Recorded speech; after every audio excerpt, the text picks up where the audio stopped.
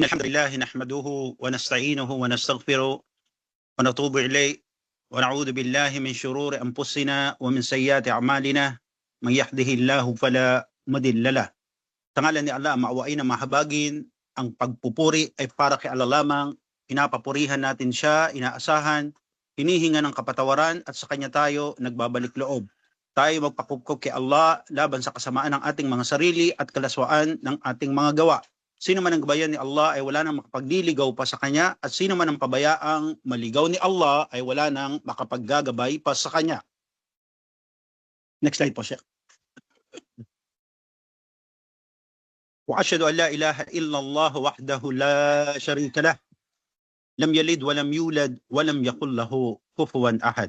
At tayo din ay sumasaksi na walang Diyos maliban kay Allah na walang kaparis, hindi siya pinanganak at hindi siya nagkaanak, at sa kanya ay walang katulad. Next slide po siya. Wa ashhadu anna Muhammadan abduhu wa rasuluh.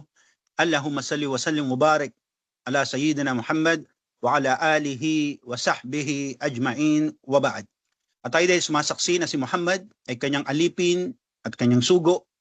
O Allah, ipagkaloob mo po ang kapayapaan at iyong biyaya kay Propeta Muhammad at sa kanyang pamilya at sa kanyang mga kasamahan na sama-sama, at sa mga taong tumatahak sa landas o kaparaanan na kanyang iniwan hanggang sa huling araw at pagkatapos.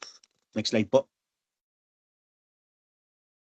Noong nakaraan linggo, alhamdulillah, tayo ay dumako sa isa pa sa dakilang pangalan ni Allah. Walang iba kundi ang Ar-Raqib. At ang mga kapaliwanagan patungkol dito, isinama din natin ang As-Sami, Al-Basir, nasabi natin na ayon nga kay Imam As-Sa'di rahimahullah na ito ay mayroong koneksyon, may kinalaman sa bawat isa. Next slide po siya. Pakibasa po siya ka na. Allah Ta'ala, بعد أعوذ بالله من الشيطان الرجيم يا أيها الناس اتقوا ربكم الذي خلقكم من نفس واحدة وخلق منها زوجها وبث منهما رجالا كثيرا ونساء واتقوا الله الذي تساءلون به والأرحم إن الله كان عليكم رقيبا. Sinabi ni Allah ang kataas-taasan, jazakallahu khaira. O kayong mga tao, katakutan niya ninyo ang inyong Panginoon na siyang lumalang sa inyo mula sa isang tao. At nilalang niya mula dito ang kanyang asawa, at mula sa kanila ay pinalabas ni Allah ang maraming kalalakihan at maraming kababaihan, at katakutan niya natin si Allah na siyang magtatanong sa atin sa ugnayan o patungkol sa ugnayan ng sinapupunan. Dahil katunayan na si Allah ay magtatanong sa atin patungkol dito, at siya ang parati ang nakasubaybay o Ar-Raqib.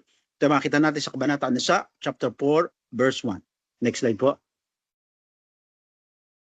Pakibasa po muli, siya ka na. أعوذ بالله من الشيطان الرجيم قال الله تعالى بعد أعوذ بالله من الشيطان الرجيم ما يلفظ من قول إلا لديه رقيب عتيد. Yeah, sabi pa ni Allah subhanahu wa ta'ala, tunay na walang lalabas ng mga salita, sa atin daw dila, maliban na mayroong nakabantay. At sabi pa ni Allah subhanahu wa ta'ala na wa huwa ma'akum ayna ma kuntum wallahu bima ta'maluna basir. At siya, sabi ni Allah subhanahu wa ta'ala, si Allah ay sumasa atin saan man tayo naroroon, at si Allah ang lubos na nakakita ng ating mga ginagawa. Ito yung isa, sabi natin, na literal na pagtuturo sa atin na si Allah subhanahu wa ta'ala ay nakasubaybay sa atin sa pamamagitan ng mga anghel na kanyang itinalaga na magbantay sa atin. Kaya kung ito ay ating isa sa puso at isip, na tayo ay walang kawala at walang ligtas saan man tayo pumaroon at maglagi, ano man ang ating sabihin at gawin, tunay na ito ay batid ni Allah subhanahu wa ta'ala. Next slide. Kaya sabi natin, marami sa mga tao tuloy ang nagpapalagay, na si Allah ay kasama daw ng kanyang nilikha, na ang tagapaglikha daw ay mistulang kahalubilo ng mga tao. Ipinaliwanag natin ito na walang puwang sa aral ng Islam ang paniniwala at pagsasabi na God is everywhere. Nakaraan pa, sabi natin, para madaling maunawaan ay hinimay natin ang mga paksaying ito at pagpapatunay sa mga ayat sa Quran at paliwanag ng mga mufassirun, papaliwanag sa mga aya na ito ay bagay na hindi totoo at walang katibayan dahil si Allah ay istawa alal arsh, na siya ay lumuklok sa ibabaw ng kanyang trono, no? At habang siya ay nandoon, siya ay sumasa atin sa pagitan ng kanyang kaalaman, kita niya ang lahat, dinig niya ang lahat, no? Next slide po siya. Ayan. At para din maunawaan ng karamihan sa atin, na ating tagapaginig, taga-subaybay, barakallahu fikum, no? Ay nagbigay tayo ng halimbawa, tulad halimbawa ng mga hari, ang mga presidente, ang prime minister o iba pang matataas na opisyalis ng pamahalaan ay laging may nakasunod o laging may nakabuntot na bantay, na kadalasan na tinatawag natin na bodyguard, no? Next slide po siya. Kaya nung nakaraan din, pinaliwanag natin na maana al-haris al-shaksi o ano daw yung kahulugan ng personal bodyguard. Kasi ito yung literal sa lingwahe, sa diksyonaryo, na kahulugan ng ar-rakib, no? Kumbaga para siyang nakasakay o nakapasan sa iyo, no? Para kang merong kandong sa likod dahil nakasubaybay siya, no? Binigay sa atin dito na halimbawa ni Ibn Qayyim ay ang ating anino, no? Next slide po siya. Sinabi natin na ang bodyguard ay maaaring isang tao o grupo ng mga tao na ang kanilang tungkulin ay upang protektahan ang mataas na opisyales ng gobyerno o isang sikat na tao o isang mayaman, maging siya man ay milyonaryo o bilyonaryo, para huwag silang masaktan o mapinsala mula sa maaaring umatake na banta sa kanila. Next slide po siya. Kabahagi din ang tungkulin ng mga bodyguard na uriin ang anumang panganib na maaaring dumating mula sa kalaban. Planuhin ang lugar na dadaanan ng kanyang kliyente na ito ay walang panganib. Bantayan ang lugar na pupuntahan o pagdadausan. Buntutan ang amo sa kanyang pagtitipon o meeting man na dadaluhan. At ang pagsasagawa din ng emergency evacuation ay kabahagi ng kanyang responsibilidad. Next book. Sabi natin sa katotohanan, ang mga nabanggit natin na opisyalis ng gobyerno o sikat na tao o isang mayaman, milyonaryo o bilyonaryo ay kailangang tumustos, gumasta ng milyon o bilyon upang panatilihin ang kanilang security na siyang magmamatsyag, magbubuntot at mangangalaga sa kanila. At nabanggit natin na nakaraan ang ilang mga sikat o kilalang tao at di na natin ulitin. Next slide po. Sabi natin, ang mga pangkaraniwang tao, kayo, tayo, kami, no? Wala tayong panggastos para umupa ng bantay o gwardya, no? Dahil tayo ay normal namang nakakagalaw araw-araw sa ating mga buhay. Kadalasan pa nga, tayong mga normal na tao o mga awam ay kadalasan mas natatakot tayo, lalo ang mga pangkaraniwang Pilipino sa Pilipinas, tayo nangangamba at kinakabahan kapag mayroong bumubuntot sa atin. Kapag mayroong naglalakad sa kalye, tumatawid sa kalsada, papunta sa bangko, tapos mayroong susunod-sunod at buntot ng buntot sa iyo, inaakala natin na baka sila mandurukot o masamang loob na tayo ay dukutan at nakawan. Mas inaakala pa ng normal na Pilipino na maging ang mga nakamotor o kaya ang sasakyan na bumubuntot sa iyo ay baka riding in tandem at ikaw ay patayin o barilin. No? Next slide po siya. Pakibas po siya. Qala Allahu Ta'ala, A'udhu billahi minasyaitanir rajim. Ma yalfidu min qawli illa ladayhi raqibun atid. Dito dahil sinabi ni Allah Subhanahu wa Ta'ala bilang pagbanggit sa bagay na ito, no? Wala daw lalabas na mga pangungusap o salita o pag-uusap sa ating mga bibig maliban na merong nakabantay, nakasunod sa atin, na handang itala at isulat ang lalabas na salita sa ating mga bibig. Next slide po siya, kana. Tayo nga sa mga pasirun na ibinalita sa atin ni Allah na may nagbabantay naman talaga sa atin, no? Sa bawat na kanyang nilalang, no? Inshallah.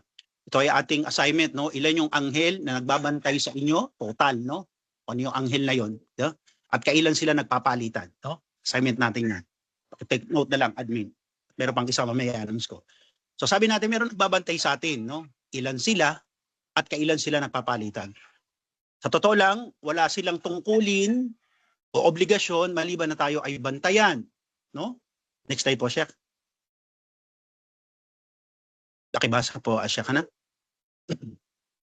قال الله تعالى أعوذ بالله من الشيطان الرجيم إن الله كان عليكم رقيبا.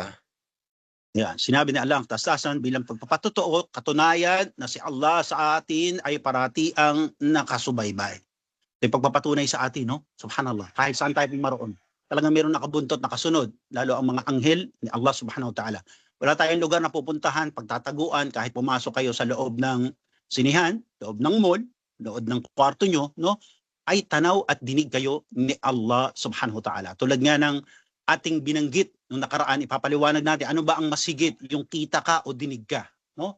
Sabi ng mga scholars ng Islam, ang as-sami', no? Ang as-sami' ay bagay na mas higit, sabi natin, na ito na bagay na katangian dahil ang tao kapag sumuot sa lugar na sabi natin na walang connection, walang kuryente o kaya walang signal, usually ay hindi ka rinig dahil walang aparato na maaring gamitin para ikay madinig.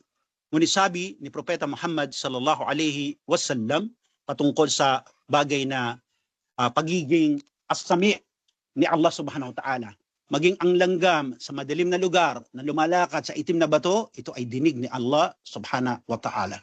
Kaya ang kanyang pagiging as-sami' na nakaririnig ng lahat ay bagay na dapat matutunan ng bawat Muslim sa atin, kayo, kami, no? Na si Allah subhanahu wa ta'ala ay dinig ang lahat ng bagay, no? Maging ito man ay kaluskos, batid na batid ito ni Allah subhanahu wa ta'ala. Next slide po. Pakibasa po siya ka na. أي هو مراقب لجامع أعمالكم وأحوالكم. Yan. Kaya pagpapatunay, ayon nga kay Imam As-Sa'di rahimahullah, na si Allah ay nakasubaybay, nakabantay sa atin. Ano man yung gawin nyo, ano man ang kalagayan ninyo, no? Sabi doon sa aya, "Wasiri wa yaqta." No, ito man ay lantad o tago, at sabi nga natin, kung kayo man ay gumagawa ng masama o kaya ay mabuti, ito ay batid na batid ni Allah subhanahu wa ta'ala. Next slide po siya ka na. Pakibasa po muli. الله تعالى أعوذ بالله من الشيطان الرجيم الذي له ملك السماوات والأرض والله على كل شيء شهيد. Sinabi ni Allah ang katasasan sa kanyang pag-aari, ang pamamahala sa mga kalangitan at kalupaan, at si Allah ang saksi sa lahat ng bagay. Kabanata Al-Buruj. Sa bersikulong ito, ating matututunan na kay Allah pag-aari at pamamahala ang mga kalangitan at kalupaan, at siya ang saksi sa lahat ng bagay. Next slide po, Sheikh. Okay, ito ay nagtuturo sa atin, subhanallah, no? Saan ba tayo pwedeng maglagi na hindi pag-aari ni Allah subhanahu wa ta'ala at hindi nasa ilalim ng kanyang pamamahala. Kaya ito ayon kay Imam Sa'di ay nagtuturo sa atin na kahit tayo ay simpleng tao, mahirap man tayong tao, wala sa posisyon sa gobyerno, si Allah ay tunay na nagtalaga sa atin ng bodyguard. Libre at walang bayad. Hindi mo kailangan bigyan ng sweldo, tustusan. Hindi mo sila kailangan bigyan ng armas para ikaw ay proteksyonan. Hindi mo kailangan maging bilyonaryo o milyonaryo para magkaroon ng bodyguard. Dahil si Allah ay nagpadala ng tagamantay natin 24 oras. Next slide po siya. Kabasa po siya ka na. وهذه المراقبة ضرورية لكل مسلم لأن بها يتحقق الإخلاص في العبادات وإحسان القيام بها. Naam. At sabi nga ni Ibn Qayyim rahimahullah na ang pag-unawa, pagkakatuto ng bawat isa, iintindihin naman, no? Sabi natin na ang pang-unawa sa al-murakkabah ay importante sa lahat ng Muslim. Dahil ito ay magpapatunay sa pagiging sincero o ikhlas ng ating mga gawaing pagsamba. At ito rin ang magtutulak sa atin para paghusayan ang pagtataguyod ng gawaing pagsamba. Sabi nga natin, kung matututunan ng bawat Muslima na si Allah subhanahu wa ta'ala ay nakasubaybay, nakabantay ang kanyang mga anghel sa papaano tayo magkakaroon ng lapses sa ating gawaing pagsamba. No? Subhanallah. Nakala natin kahit tayo ay mag-iba ng pangalan sa ating profile, no? Tayo maglalantad at magpo-post ng ating picture na wala tayong hijab, no? O kaya tayo magpo-post ng musika na siya namang pinagbabawal sa Islam, akala ba natin na tayo ay hindi dinig at kita ni Allah subhanahu wa ta'ala? Tunay na si Allah ang Ar-Raqib. Next slide po siya. Pakibasa po siya na. قال النووي رحمه الله تعالى قوله أن تعبد الله كأنك تراه فإن لم تكن تراه فإنه يراك. Sabi nga ni Imam An-Nawawi rahimahullah, ito yung formula, no? Ito yung susi para ang isang Muslima, no, ay maging maayos at matuwid ang kanyang pagkilos, pananalita, ganun din ang inyong pananamit, ay sabi ni Imam An-Nawawi rahimahullah, yung pag-unawa sa ang-murakkabah, o na si Allah ay nakatanghod, nakabantay, nakasubaybay sa atin. Nasabihin ni Propeta Muhammad sallallahu alaihi wasallam, ano ba ang kahulugan nito? Na sambahin natin si Allah na para bang nakikita mo siya. At tunay ngang hindi natin siya nakikita, ngunit dapat niyong malaman na nakikita niya tayo. No? Magtaguman tayo, sabi nga natin noong nakaraan, magsuot man kayo ng ilang patong-patong na maskara, no? Maglagay man kayo ng makapal na make-up, tunay na kayo ay kilalang kilala ni Allah subhanahu wa ta'ala. Next slide po siya. At ayon nga sa mga scholar na ang Ar-Raqib ay hindi lamang nakasubaybay o nagbabantay. Kabilang din sa katangiang ito na si Allah subhanahu wa ta'ala ang nangangalaga sa atin upang ilayo tayo sa anumang kapahamakan. Maliban na lamang, sabi nga natin kung oras ng kamatayan ay dumating na ang sundo natin si anghel ng kamatayan. No? Sabi nga ng mga scholar, imagine niyo na lang, meron ba kayong sitwasyon sa buhay nyo o minsan sa buhay nyo na ando na kayo sa bingit ng disgrasya, no? Sabi nga natin, nagulat ako, parang kala ko oras ko na, no? Meron kayong mga ganong puntos na sitwasyon sa inyong buhay, ngunit ito ay bagay ng pangangalaga ni Allah subhanahu wa ta'ala sa inyo bilang siyang Ar-Raqib, no? Na pinangangalagaan kayo sa anumang kapahamakan, disgrasya na maaaring mangyari sa inyo. Ito ay patuloy na mangyayari maliban na lamang kung oras na talaga ng inyong kamatayan. No, aalis ang mga anghel niyong tagabantay, ang inyong mga bodyguard, at hindi nila pipigilan si Malakul Maut. Next slide po siya. Ayan. Sa hapong ito, insyaAllah, ay ating tatalakayin naman ang ilan pa sa mga pangalan ni Allah na tinawag bilang Al-Qawi o yung malakas, no? Ang malakas. Al-Matin, ang matatag. Al-Aziz, ang makapangyarihan. At Al-Mutakabbir. No, sabi natin sa lingwahe, ang kahulugan naman ito, ang mayabang o yung may karapatang magyabang. No? Subhanallah. Next slide po, sir. Na, sabi natin si Allah bilang Al-Qawi, ang malakas, ay bagay na magtuturo sa atin, sa inyo, na si Allah ang tanging may lakas o kakayahan upang kontrolin ang lahat sa universo at mundong ating ginagalawan. Tunay naman. Ang lakas ni Allah hindi kayang sukatin ng anumang panukat na inimbento ng tao.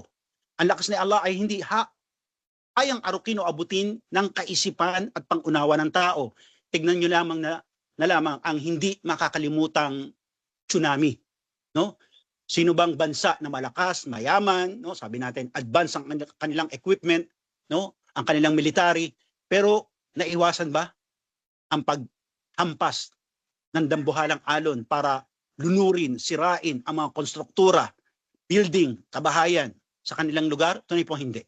Kasi ang bagay ng lakas ni Allah subhanahu wa ta'ala at kanyang paghahatol ay hindi kayang sukatin at hindi kayang arukin ng pangunawa ng tao. Next slide po siya.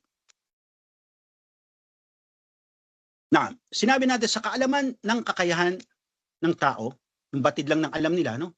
Ayon sa kanila na ang pinakamalakas daw sa pagkakaalam nila na tulad na lamang ng sasakyang pandagat ay yung tinatawag natin na Gerald R. Ford na US warship, no? Ayon sa Amerika, angkin ng Amerika, no? Ang barkong ito ang pinakamalakas, no? At ayon pa sa kanila pinakamatatag, stable na sasakyan, no? At pinangalan nila ito sa ika-38 presidente ng Estados Unidos, no? Si Gerald Ford, no? Ito ay higit kumulang, sabi natin, na nagkakahalaga ng $12.8 billion.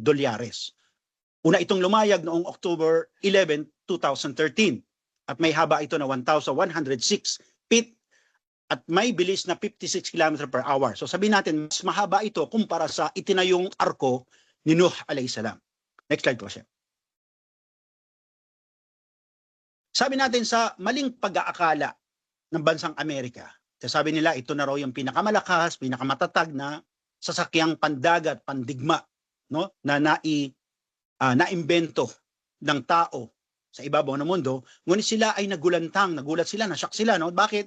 Dahil subhanallah, yung inaakala nilang pinakamahusay at pinakamalakas na barko, no, na walang bansa doon maaring tumalo dito, nagulat sila dahil nag-anunsyo ang China. At kanina ibinalita, no, na inilabas na nila ito dahil sa bantang digmaan sa Taiwan, no? Dahil nakikialam daw ang Japan, subhanallah. Ay gumawa sila ng isa pang malaking barko na mas malakas kaysa sa Gerald R. Ford US warship. At tinawag nila itong Fujian 003 warship. Siya naman ngayon lumalayag na papunta sa dagat ng Taiwan. Next slide po siya. Sabi natin, ito ay pagbabanta ng kainitan o pag-iinitan, pag-iiringan ng digmaan sa pagitan ng Amerika at China. Ngunit alam natin na si Allah bilang Al-Qawi, ang malakas, no, ay hindi kayang pantayan at lalong di kayang lagpasan ang kanyang lakas. Pakibasa po siya kana. Allah Ta'ala, a'udhu billahi minasyaitanir rajim, inna rabbaka huwal qawiyyul aziz. Yeah. Sinabi niya lang, katasasan, katunayan, ang inyong Panginoon, si Allah, no? Siya ang malakas, ang makapangyarihan, no? Ang kanyang deklara, no? Subhanallah. Next slide po siya.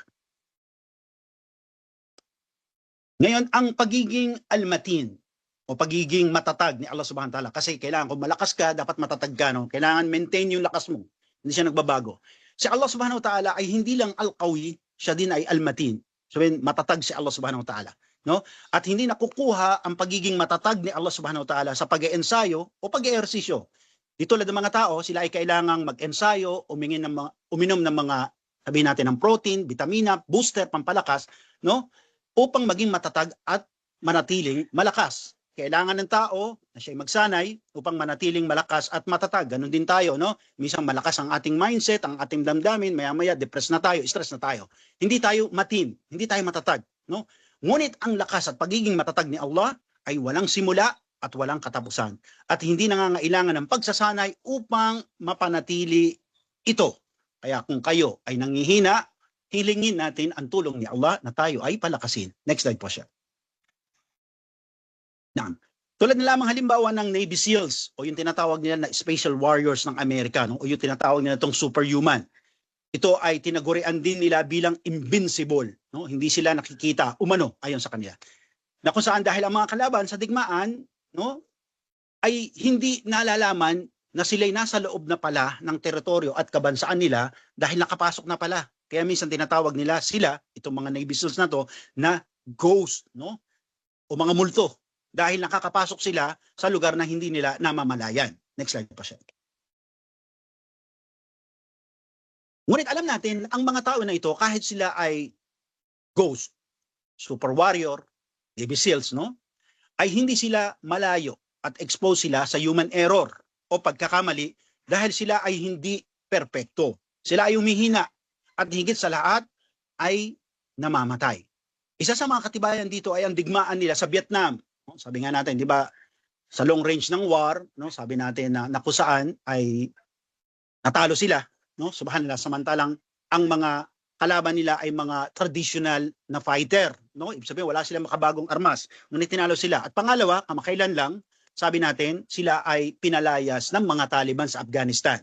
Na ito'y pagpapakita na kahit meron silang superhuman, super warrior o ghost o invincible, ay sila ay nagagapi sa pagpapakita lamang na hindi sila matatag at hindi sila almatin. No? Next slide po siya. Ngunit si Allah bilang almatin ay malaya sa anumang pagkakamali at hindi tumatanda tulad natin, hindi nagiging ulyanin, hindi humihina, hindi niya kailangan mag-ehersisyo, hindi niya kailangan mag-ensayo para panatilihin ang kanyang pagiging matatag. Walang puwang ang mga bagay na ito kay Allah Subhanahu wa Ta'ala. Papuri sa kanya. Next slide po siya. Tignan na lamang natin ang kalawakan na kanyang pinamamahalaan. Subhanallah, no? Kung makikita nyo lamang, no? Mga pinakikita sa National Geographic, no? Ng NASA, no? Subhanallah. Ang mga araw, ang mga bituin, ang mga planeta ay may kanya-kanyang posisyon ng pag-ikot at paggalaw na tinatawag natin na axis habang sila ay nakabitin. Diba yun? Nasabi niya sa Quran, wa khairul amud. Kahit ang ating planetang ginagalawan na nakatuntong kayo sa lupa, sa totoo lang ang buong mundo nakabitin siya sa ere. No? Subhanallah. Kahit isang kisap mata ay hindi ito pinabayaan ni Allah. Dahil batid natin na walang puwang kay Allah ang panghihina, pagkabagod, o sabi natin, panghihina, pagkapagod, pagtulog. Dahil kung ito ay may puwang kay Allah, mawawasak ang buong sangsinukob, pati ang mundong ating ginagalawan. No? Imagine nyo naman kung ang Diyos natutulog o namatay, tapos after 3 days bumangon, subhanallah, baka wala na tayong pagle-lecture ngayong araw na ito. Next slide po siya. Pakibasa po siya ka na. Those na. قال الله تعالى أعوذ بالله من الشيطان الرجيم الله لا إله إلا هو الحي القيوم لا تأخذه سنة ولا نوم له ما في السماوات وما في الأرض. Sinabi nila katastasan at si Allah walang Diyos maliban sa Kanya. Dahil ang ibang Diyos na tinatawag nila ay walang iba kundi mga huwad. Siya ang walang hanggang buhay.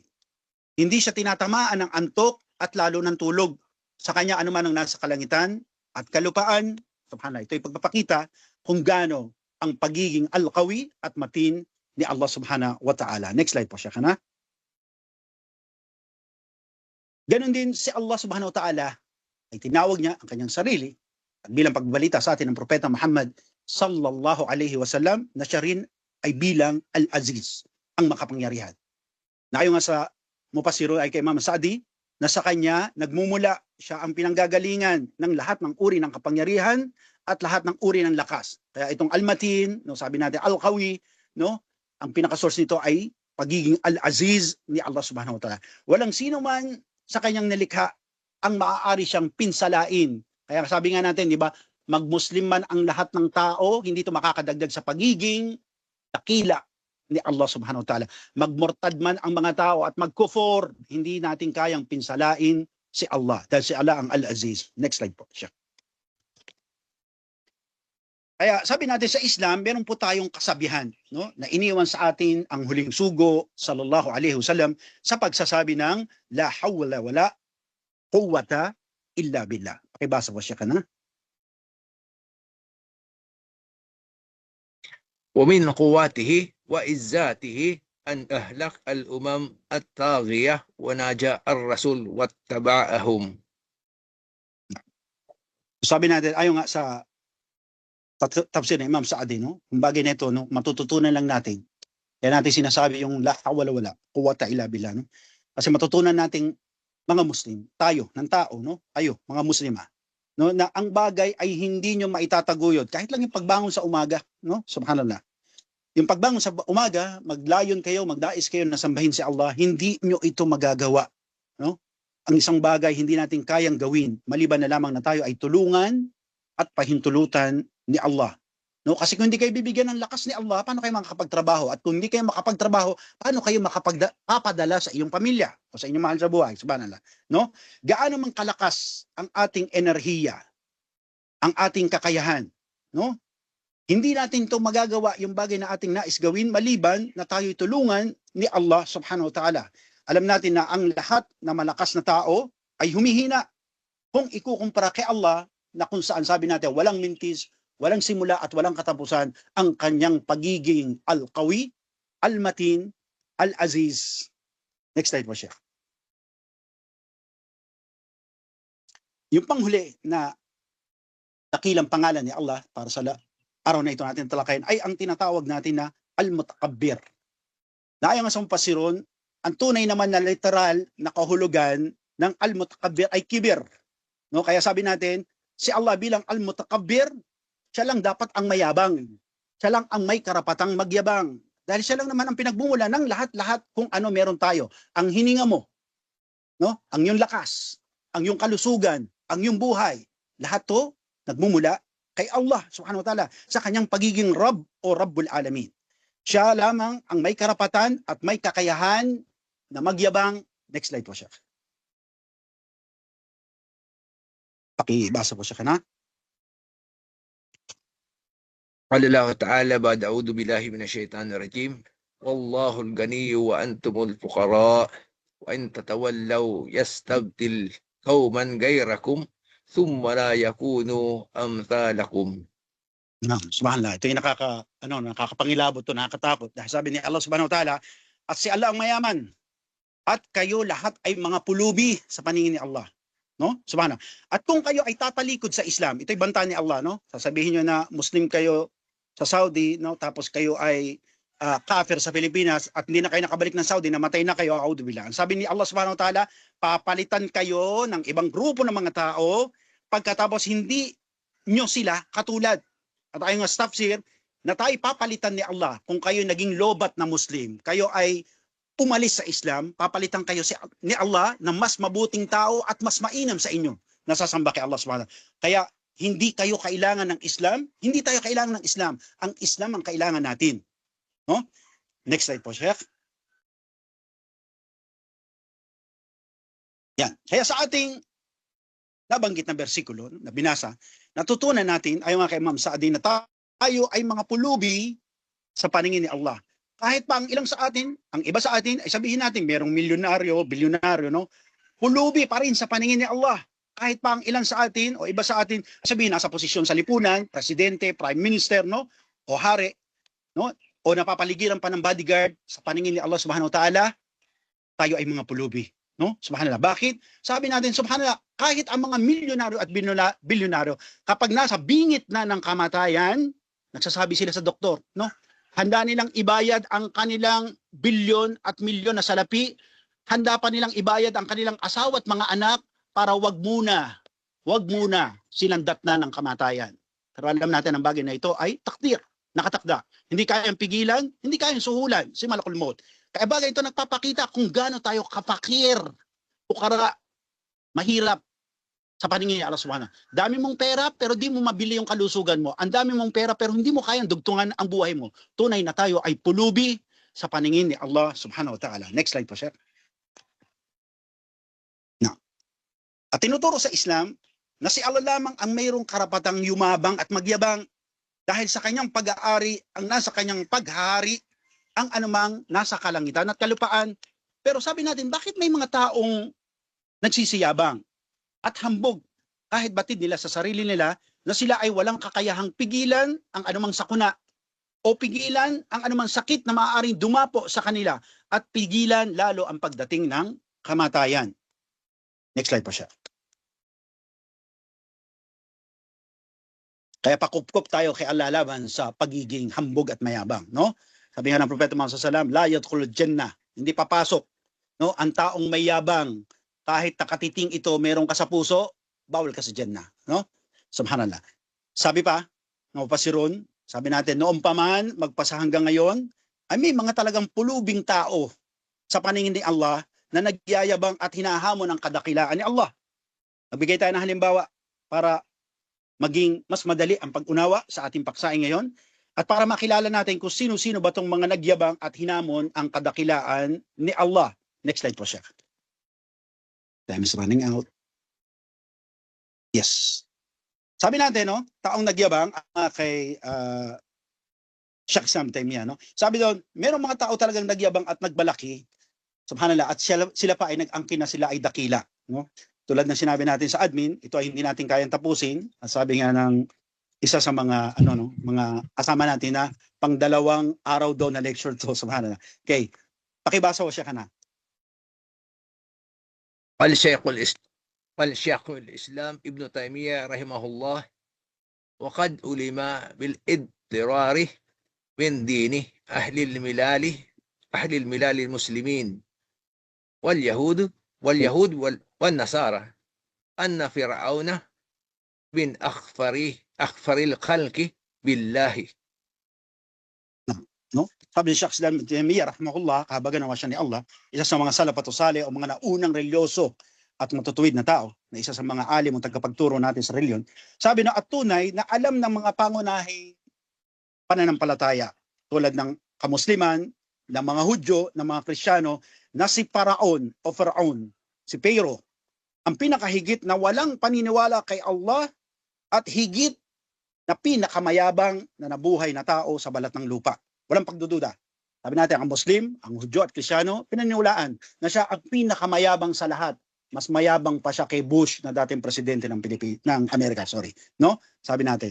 Na kung saan, sabi natin, si Faraon, ang pinakahigit na walang paniniwala kay Allah. Siya ang pinakahigit na kafir, no? At hindi nagbanggit si Allah, ayon nga kay Sheikh Islam Taymiyah, sa Quran, ng pangalan ng isang walang paniniwala, isang kafir, sa kanyang kasaysayan at mas higit na detalye na ikukumpara kay Faraon, no? Sabi na Suratul Baqarah.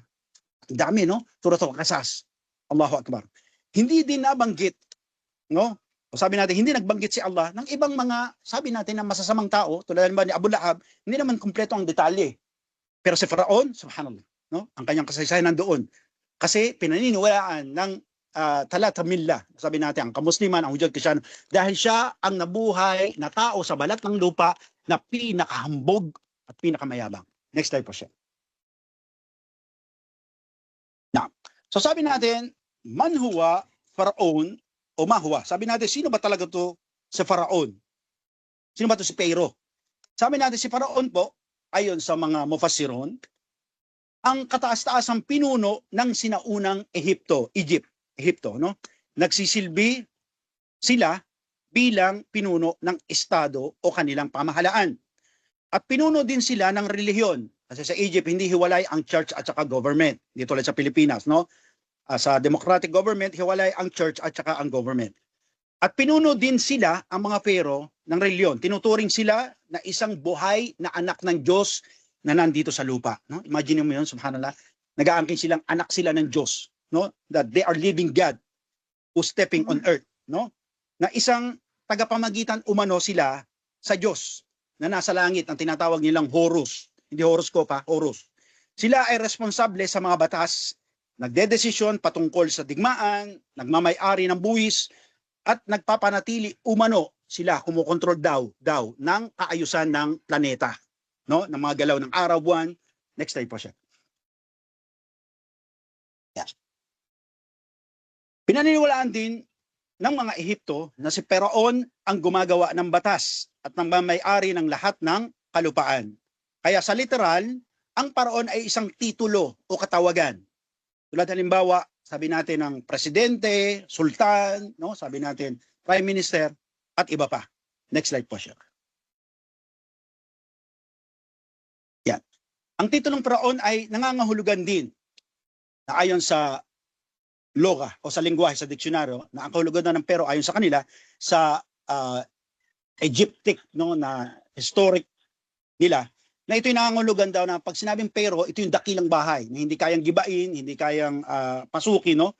Kasi ito daw ay Diyos na buhay na kasama ng mga tao, living God, living with people. Auzubillah. At kabilang sa mga sikat na halimbawa, alam natin, isa dito si Tutankhamun at si Ramses na siya namang nakalaban ni Musa at si Cleopatra, no? Next slide po siya. Ayan.